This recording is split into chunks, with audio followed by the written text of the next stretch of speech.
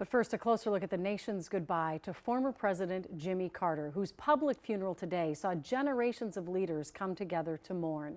Tonight, former President Carter's family is holding a private memorial service before he's laid to rest in his hometown of Plains, Georgia.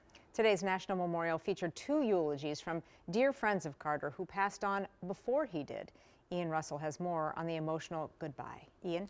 Yeah, Rena, Julie, President Biden declared last month that today would be a national day of mourning as the country comes together to lay the 39th president to rest. Biden, family members, former staff, and the children of his vice president and the man he beat to become president spoke to remember the man they all said was a dear friend to many. Inside the Washington National Cathedral Thursday, the nation said goodbye to Jimmy Carter with a funeral fit for a president. Hundreds gathered inside, including Carter's former staff, friends, and family. My grandfather spent the entire time I've known him helping those in need. Sitting front row, the only five men who truly know the way to the office they shared with Carter.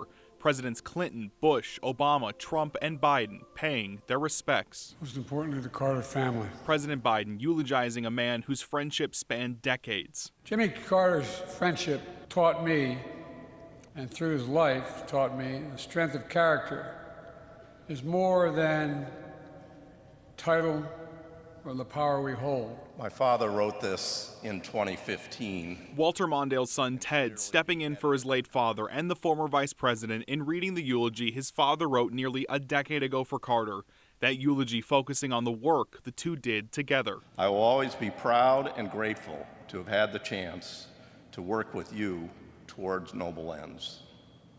It was then and will always be the most rewarding experience of my public career. Jimmy Carter was a blessing that helped to create a great United States of America.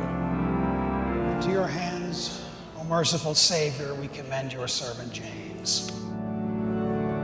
Honoring a long life well lived of a president, champion for human rights, and son of a peanut farmer. A nation comes together to say goodbye.